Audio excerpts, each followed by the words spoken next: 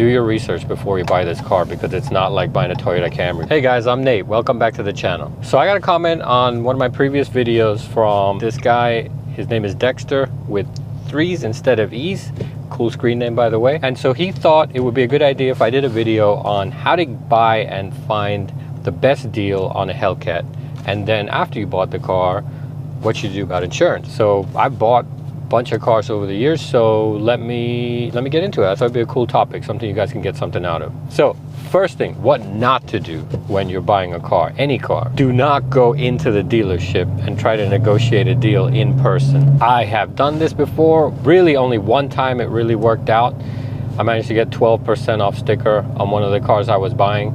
That's an anomaly. I would not suggest you do that. Instead, try and do your negotiations over email or over the phone. So basically, do not become a captive audience for the dealership. You're just going to be stuck there for hours. Every time I've gone into the dealership and tried to negotiate a deal, even in the situation where it worked out, you're going to be there for like a whole day. It's like a 9 to 5, right? They're going to pull the whole shtick. Oh, let me talk to my manager. I don't know. Let me talk to my manager. You're going to be waiting for the manager the whole day. So my suggestion is, do not do that. Skip that.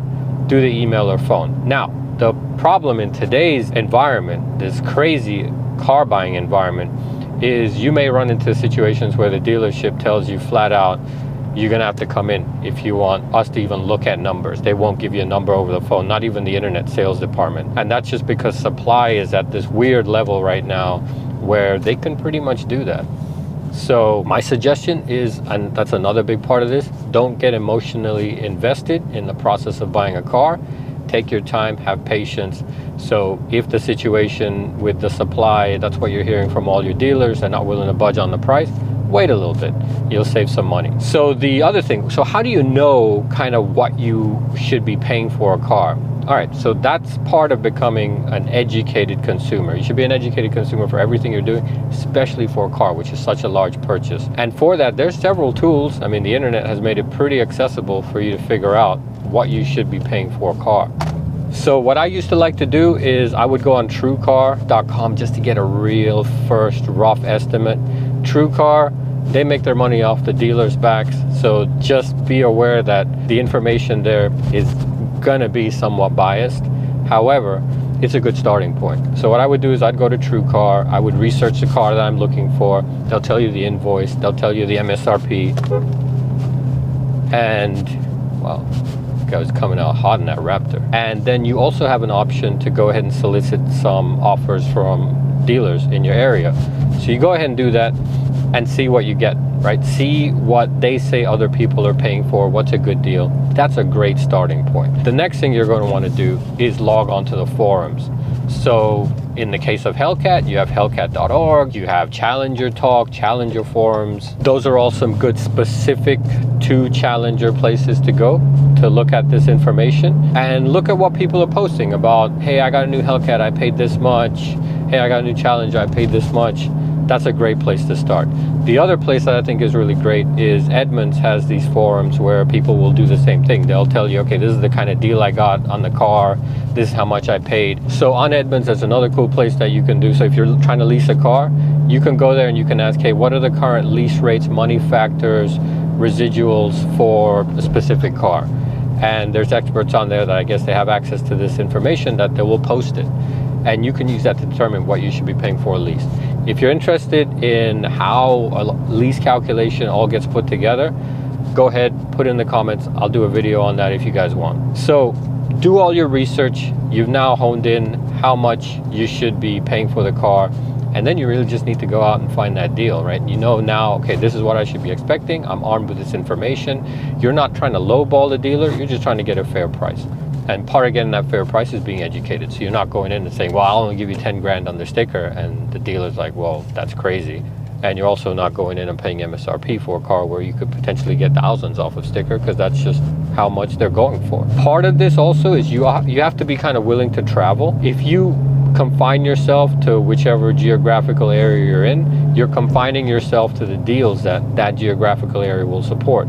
Case in point, when I bought this Hellcat, or even my first Challenger, Miami is just a very strange car buying environment, in the sense that there's a lot of people here that have a lot of money and they're willing to pay sticker over sticker. So the ADMs that they were charging on Hellcats here when they first came out were $10, $20, $30, $40,000 over sticker. And I wasn't paying that much money. That's lost money if you pay over sticker. It's already lost money if you pay sticker, but it's not as lost as if you pay way over sticker like that. So what I did is I started looking on the forums again, and I found there was an honest dealer up in Orlando area. It's about a 3-hour drive for me, so 6-hour round trip, that was selling them a sticker. So that's who I called, and that's who ultimately I got my allocation with, ordered my Challenger, and I ordered it for MSRP. So yeah, if you're willing to travel, you open up the opportunities to get a better deal maybe somewhere else. Now, you could, if you really don't want to drive somewhere to get the car, you can transport it back. And if the deal makes sense, maybe the transporting makes sense as well, in terms of paying those additional costs, right, for transport. We got to weigh all of those into the equation. The other thing you got to take into account is if you have a car that you're trading in. So depending on the state that you live in, you may actually be able to get sales tax offset. So if you trade in a car, they take the differential and you only pay the sales tax on the difference. You don't pay the sales tax on the whole price of the car. That is great. It could save you a few thousand, but if the dealer's trade-in offer is super low, then it doesn't really make any sense. So you got to weigh in all of that stuff into account. Again, part of being educated consumer and taking your time. All right, so now that you got your car, you found a great deal, you put the deal down. So if you're ordering a car, I could tell you it's a little bit harder than if you're buying one off the lot to get a better deal, because the ones that are off the lot, the dealer has to pay carrying costs to keep those cars on the lot, and so they're going to be more willing to negotiate the price.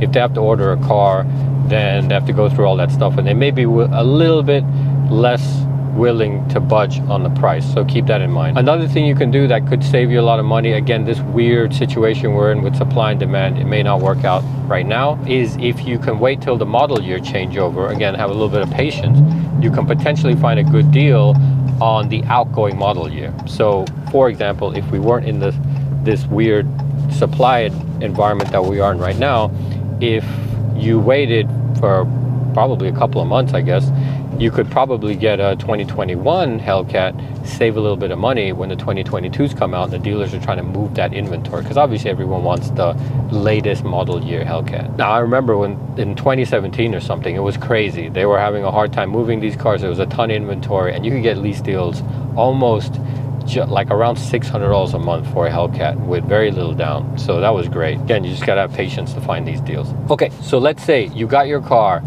and now you need to insure it, right? Okay, insurance can be a little bit of a pain in the ass on these cars, so keep that in mind. My suggestion would be do your research up front and make sure that you can afford the insurance before you buy a Hellcat, because not all insurers, as I just recently found, will cover this car. So for example, Insurance, they will not cover this car. They assume that it's a high performance car, and because of that, it's not even allowed. You put the VIN number, they tell you got to call. When you call, they tell you, yeah, sorry, it's a high performance car, it's too risky, we won't cover it. So keep that in mind. Make sure that your insurance company will cover it, or you can find another insurance company that will cover it. Now, worst case, you could use a collector policy. They will cover this type of car. It is considered special enough to be a collector car. However, there's a ton of restrictions on a collector policy. So for example, you need to have the car garaged all the time. You can't use it to go to work all the time. You can occasionally, like maybe once every month or so. You can't use it for errands. You can't go to the bank in it. You can't go to the grocery store in it. It's really supposed to be a secondary car that you use for pleasure use, right? Just, hey, I want to just take a drive. I'm going to take this. I'm going to go to a car show. That's what a collector policy is about. The advantage of collector policy is A, it's significantly cheaper. It's based on agreed upon value. So it's you and the insurance company agree that this car is worth, let's say, $55,000, and that's what it's worth, and you pay your insurance based on that. I think in my case it was about half the cost of a regular mainline insurance provider. So the other thing is it's agreed value insurance, which means if your car gets totaled, completely gone, it's stolen, they'll pay you that agreed value, no arguments. They're not going to try to argue that the depreciated value of this car is X. They will pay you what the agreed value is if it's a total loss. but you got to live with those restrictions. So, and you have to prove to the insurance company that you have a daily driver. So if it doesn't really work for most people. Another insurance option that's coming out, it may be available in your area, is pay per mile. So you can save some costs if you don't really drive the car that much, but you still want to be able to take it for errands and stuff like that. You can pay per mile insurance. The only problem with those is I think there's a dongle that has to go into the OBD2 port and they track your car. So they may tell you, hey, look, you drove too fast, or you accelerated too hard, you broke too hard. And having a car like this, it's kind of pointless getting an insurance policy like that. But that's another option if you're trying to save some money on insurance. So anyways, with insurance, again, like I said, do your research before you buy this car, because it's not like buying a Toyota Camry where you know you're going to be able to put that on your insurance policy. You may run into some roadblocks, or it may just be significantly expensive, more than you really want to pay. All right, well, Dexter, I hope you enjoyed this. I hope the rest of you guys enjoyed this, and check out these next videos, and I'll see you there. Thanks. Bye.